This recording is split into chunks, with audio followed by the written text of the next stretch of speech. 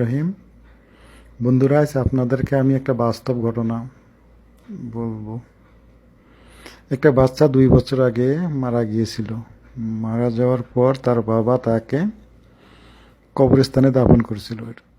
দাফন করার পর পরের রাত্রে তার বাবাকে বাচ্চাটা স্বপ্নে বলতো, বাবা, আমাকে যেখানে দাফন করছো এইখান থেকে উঠাইয়া আমাকে অন্যখানে দাফন করো, কারণ আমার পাশে একটা বেনামাজির কবর আছে।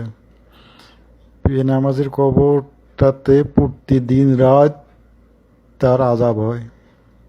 এই আযাব আমি সহ্য করতে পারি না বাবা, তাই আমাকে এখান থেকে, এই কবর থেকে উঠাইয়া অন্যখানে আমাকে দাফন করো।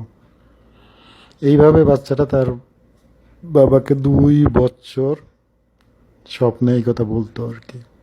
বলার পর তার বাবা অনেক মোল্লাদের পরামর্শ নেওয়ার পর 2 বছর পর তার কবর খুদার পর দেখেন আপনারা ভিডিওতে দেখা যাইতেছে, দেখেন আপনারা ভালো করে ভিডিও দেখেন, ভিডিও দেখলেই বুঝতে পারবেন। খুদার পর দেখা যায় যে কাপড় দিয়ে দাফন করা হয়েছিল সেই কাপড়ে বিন্দু পরিমাণ কোনো প্রকার দাগ লাগেনি, যেরকম কাপড় সেই রকমই আছে। আর দেখেন আপনারা ভিডিওতে ভালো করে দেখেন, তার চেহারা যেভাবে 2 বছর আগে মারা গিয়েছিল তার চেয়ে নূরের চেহারা হয়েছে, তার চেয়ে আগের চেয়ে অনেক নূর তার। দেখেন তাই আপনার ভিডিওতে তার চেহারা দিয়ে নূর বের হইতেছে। দেখেন সুবহানাল্লাহ, আল্লাহ, দেখেন আলহামদুলিল্লাহ। তার ভিডিও থেকে দেখেন আপনারা, তার চেহারা দিয়ে নূর বের হইতেছে। এইরকম বাচ্চা তাই ভাই, নামাজ ছাড়া বাঁচার পথ নেই ভাই।